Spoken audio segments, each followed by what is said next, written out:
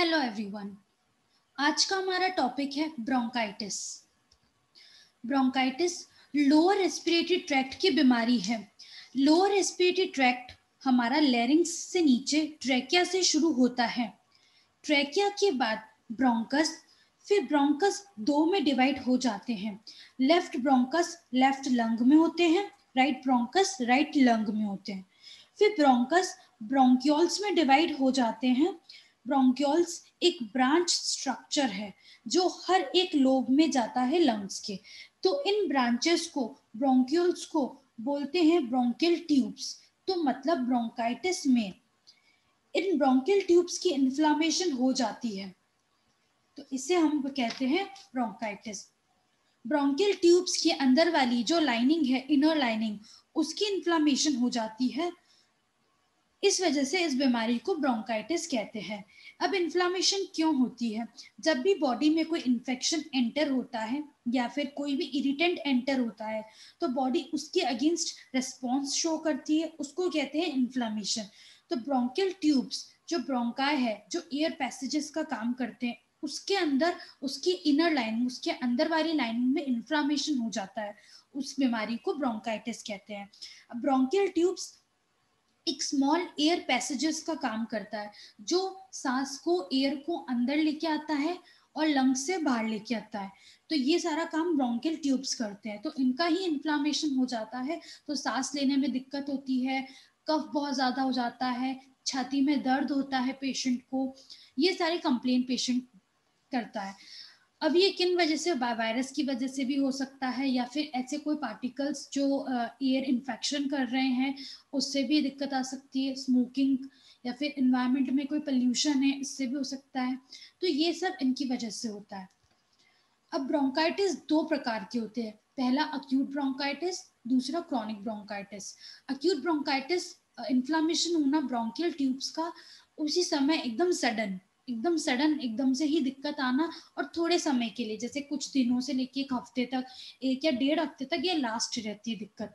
ये सबसे ज्यादा कोल्ड, कफ एंड कोल्ड की वजह से, वायरस की इन्फेक्शन की वजह से होता है। वायरस इन्फेक्शन की वजह से चेस्ट में पेन होता है, सांस लेने में दिक्कत आती है, बुखार आ जाता है, कफ एंड कोल्ड की दिक्कत आती है। दूसरा है क्रॉनिक ब्रोंकाइटिस। क्रॉनिक ब्रोंकाइटिस वो इन्फ्लामेशन होना ब्रोंकियल ट्यूब्स का जो लंबे समय तक रहता है, बहुत, एक साल या फिर 3 महीने से भी ज्यादा, या फिर एक साल तक रहता है, बहुत समय तक रहता है। या फिर ये किन वजह से होता है, या फिर आपको पहले कोई अक्यूट ब्रोंकाइटिस हो रखा है, मतलब पहले आपको कफ एंड कोल्ड की इन्फ्लामेशन होना, ब्रोंकाई का ही दिक्कत आ रखी है, बाद में आप ठीक हो गए, वापस ये दिक्कत आ गई, तो ये बार बार ये दिक्कत देखने को मिलती है। अब ये किन कारणों की वजह से होता है? वायरस की इन्फेक्शन की वजह से होता है सबसे ज्यादा ये, या फिर बैक्टीरिया की इन्फेक्शन की वजह से आपके जो ब्रोंकियल ट्यूब्स है, ब्रोंकाई जो एयर पैसेजेस का काम करते हैं, उसका इन्फ्लामेशन हो जाता है। या फिर ऐसे इरिटेंट्स जो आपके लंग्स के अंदर चले गए, जैसे आप स्मोकिंग कर रहे हैं उस वजह से, फिर बहुत ज़्यादा ठंड है तो स्मोक है उस वजह से, या फिर आप कोई केमिकल इंडस्ट्रीज में काम कर रहे हैं जो केमिकल सब्सटेंस आप इनहेलेशन कर रहे हो, जो जिस वजह से इन्फ्लामेशन हो रहा है आपके ट्रेकिया का, ब्रोंकियल ट्यूब्स का, इस वजह से भी ब्रोंकाइटिस होता है। या फिर और कोई लंग्स की बीमारी आपको, या फिर रिस्ट्रक्टिव लंग डिजीज, या फिर सीओपीडी, या ऐसी कोई बीमारी जिससे इन्फ्लामेशन हो रहा है आपके ब्रोंकाई का, तो इस वजह से ब्रोंकाइटिस होता है। अब ब्रोंकाइटिस में क्या लक्षण देखने को मिलते हैं? कफ होता है बहुत ज़्यादा, एनर्जी नहीं रहती है, जब सांस लेने में दिक्कत आती है, शॉर्टनेस हो जाती है ब्रीथ की, और जब सांस लेते हैं तो एक अजीब सी आवाज़ आती है, विसल सी आवाज़ निकलती है सांस लेते तब, बुखार आ जाता है, जुकाम, खांसी, शॉर्टनेस ऑफ ब्रीथ, ये सब देखने को मिलता है। बहुत ज़्यादा बॉडी टायर्ड लगती है, कमर में दर्द, मांसपेशियों में दर्द होता है, चेस्ट पेन होता है, बहुत भारीपन लगता है छाती में, और बहुत ज़्यादा ऐसा लगता है, बहुत ज़्यादा कुछ काम नहीं किया फिर भी बहुत ज़्यादा थकान लगती है, कफ निकलता है बहुत ज़्यादा। तो ये सब देखने को मिलता है। अगर आपको ये सिम्टम्स है कफ के, बुखार के, तो अगर आप डॉक्टर से कंसल्ट करें तो बहुत ज़्यादा अच्छा होगा। आप एक बार डॉक्टर से एडवाइस ले लीजिए, ताकि जो आपके सिम्टम्स है, जो आपके लक्षण है, वो उससे आपको आराम मिल सके। अब इसका कैसे पता करते हैं? मेडिकल हिस्ट्री से पता कर सकते हैं, आपकी हेल्थ केयर प्रोवाइडर, आपके डॉक्टर आपकी ब्रीथिंग साउंड चेक करते हैं स्टेथोस्कोप से। एबनॉर्मल है या रफ साउंड है, किस तरह की ब्रीथिंग साउंड है, ब्रीथिंग पैटर्न क्या है, वो सब चेक करते हैं। फिजिकल एग्जामिनेशन करते हैं, आपकी पास्ट मेडिकल हिस्ट्री, आपकी प्रेजेंट मेडिकल हिस्ट्री चेक करते हैं, पहले आपको कोई कोल्ड एंड कफ हुआ, लास्ट कब हुआ, रिसेंटली कब हुआ, तो ये सब पता करते हैं। फिर रेडियोलॉजिकल एग्जामिनेशन से भी पता कर सकते हैं, जैसे चेस्ट एक्सरे से पता कर सकते हैं, फिर स्पूटम टेस्ट करते हैं, उससे पता कर सकते हैं, पल्मोनरी फंक्शन टेस्ट है, इनसे भी पता कर सकते हैं। फिर ये किनमें सबसे ज़्यादा रिस्क है? सबसे ज़्यादा ये सीओपीडी जो है, जिनको उनमें बार बार ब्रोंकाइटिस होने की दिक्कत आती है, या फिर स्मोकिंग, जो बहुत ज़्यादा स्मोकिंग हैवी स्मोकर्स है, उनमें बहुत ज़्यादा दिक्कत आती है, उनमें सबसे ज़्यादा ब्रोंकाइटिस होता है। या फिर आप ऐसे कि बहुत ज़्यादा ठंड में रह रहे हो, आपको ठंड नहीं सूट कर रही, फिर भी आप किसी कोल्ड वेदर में गए हो, ह्यूमिड वेदर में, उसमें दिक्कत आती है उन लोगों को सबसे ज़्यादा। या फिर आपका खान पीन सही नहीं है, या फिर रेजिस्टेंस आपका इतना मजबूत नहीं है, जब बॉडी की जो शक्ति है वो इतनी जो है रेजिस्टेंस वो ज़्यादा मजबूत नहीं है, बहुत ज़्यादा बार बार आपको बीमार होते रहते हो, इस वजह से भी दिक्कत आती है। फिर बहुत ज़्यादा ऐसे एरिया में आप काम कर रहे हो, ऐसे एरिया में रहते हो जहाँ बहुत ज़्यादा एटमॉस्फेयर पोल्यूशन है, या फिर केमिकल इंडस्ट्रीज में काम कर रहे हो, जो बहुत ज़्यादा केमिकल पोल्यूटेंट्स जो है वो आपको ब्रीथ हो रहे हो, आप सांस से अंदर ले रहे हो, आपके लंग्स में इन्फेक्शन हो रहा है, इस वजह से भी ब्रोंकाइटिस होना इन लोगों में सबसे ज़्यादा आम देखा जाता है। या फिर उम्र के साथ साथ भी दिक्कत देखने को मिलती है, एज में लोगों में सबसे ज़्यादा देखने को मिलती है, यंग एज में भी होती है, पर जैसे तो उम्र होती जाती है तो आपकी बॉडी की जो इम्यूनिटी है वो वीक हो जाती है, और बीमारी आपको बार बार होती जाती है कफ एंड कोल्ड की, तो इस वजह से भी दिक्कत आती है। अब ट्रीटमेंट क्या है? ट्रीटमेंट इसका है कि अगर आपको अक्यूट ब्रोंकाइटिस है, कि आपको थोड़े समय का ही सिर्फ कफ एंड कोल्ड है, तो उसके लिए आप एंटीबायोटिक्स ले सकते हैं, कफ मेडिसिन ले सकते हैं, ब्रोंकोडायलेटर्स ले सकते हैं, म्यूकोलाइटिक ले सकते हैं, ताकि जो स्पूटम है, जो आपका जो कफ है वो लूज हो और आपके सेंट्रल एयरवे से बाहर आए। Anti inflammatory medicine, glucocorticoid, steroids ले सकते हैं आप, ऑक्सीजन थेरेपी और नेबुलाइजर थेरेपी ट्रीटमेंट ले सकते हैं, ताकि जो आपका ऑक्सीजन ब्रीथिंग पैटर्न जो है नॉर्मल हो गया है, ऑक्सीजन प्रॉपर नहीं हो पा रहा, वो वापस नॉर्मल हो। अब फिजिकल थेरेपी की हम बात करते हैं, तो फिजिकल थेरेपी में स्ट्रेचिंग एक्सरसाइजेस कराते हैं पेशेंट को, ताकि जो मांसपेशियों में दर्द हो रहा है, जोड़ों में दर्द हो रहा है, वीकनेस जो आगे वो वापस नॉर्मल हो। एरोबिक एक्सरसाइज करते हैं, ताकि जो हार्ट की और लंग्स की जो इंड्योरेंस कम हो गई थी, कैपेसिटी, जो ब्रीथिंग कैपेसिटी कम हो गई थी, वापस नॉर्मल हो। उसके लिए स्ट्रेंथनिंग एक्सरसाइज करते हैं, ताकि आपकी जो मांसपेशियों में कमजोरी है वो वापस स्ट्रेंथनिंग आए उनमें। ब्रीथिंग एक्सरसाइज करते हैं, ताकि आपकी जो शॉर्टनेस ऑफ ब्रीथ हो वो वापस नॉर्मल हो। तो ब्रीथिंग एक्सरसाइज की हम बात करते हैं, तो पहली है पोस्ट लिप ब्रीथिंग।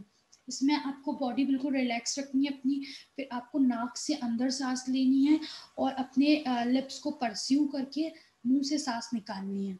तो नाक से अंदर सांस लेनी है, और मुंह को परस्यू करके, लिप्स को परस्यू करके, पोकर लिप्स बना के मुंह से सांस बाहर निकालनी है। दूसरी कोऑर्डिनेटेड ब्रीथिंग, इसमें आपको एक्सरसाइज के साथ साथ अपनी ब्रीथिंग को मेंटेन करना है, कोऑर्डिनेट करना है।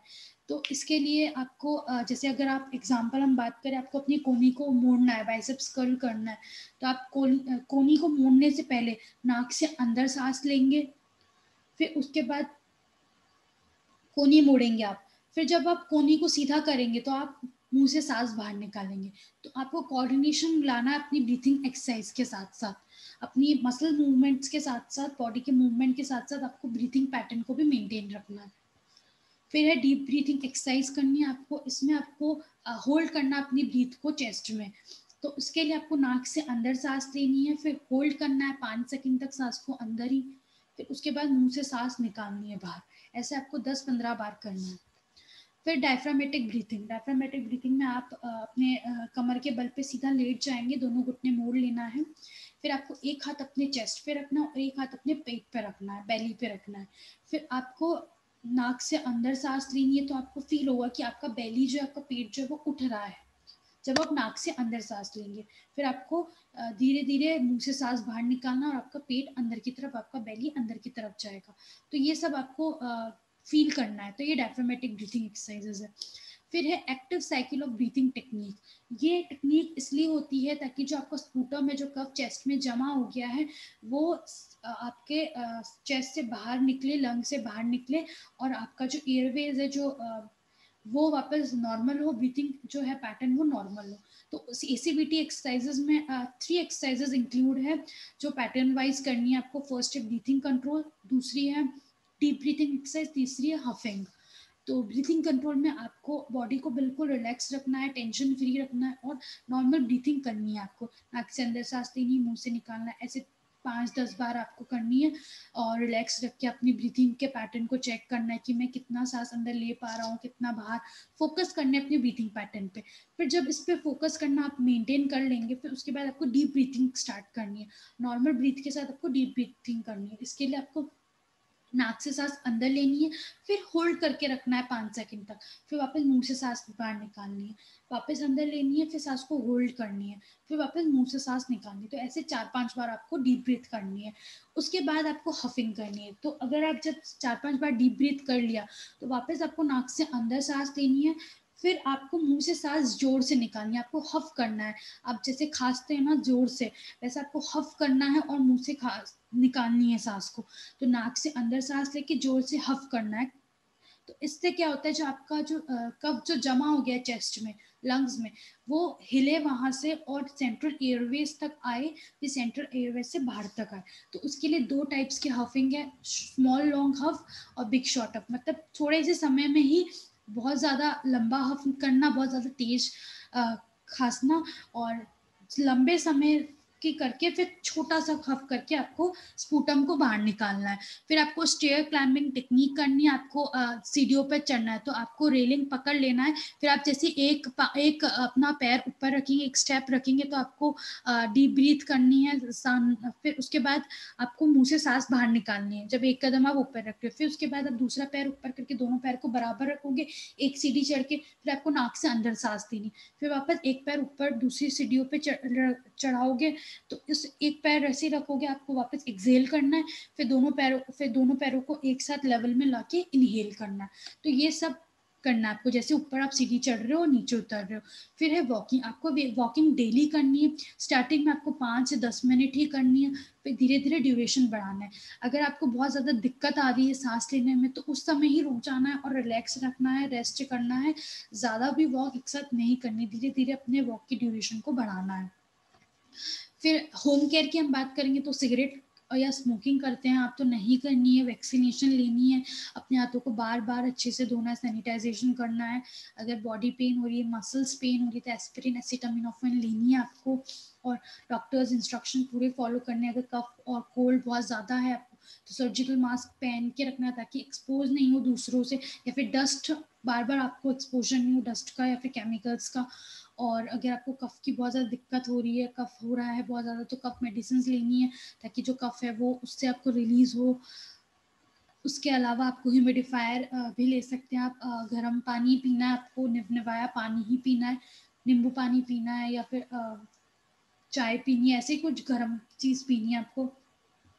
रेस्ट प्रॉपर करना है आपको और अच्छा खान पीन रखना है आपको, हेल्दी डाइट लेनी है। और उन एरिया में नहीं जाना जहाँ पर बहुत ज़्यादा एटमॉस्फेयर पोल्यूशन है बहुत ज़्यादा, उन उन जगहों से अवॉइड करना और थोड़े दिनों घर में ही रहना है। Thank you.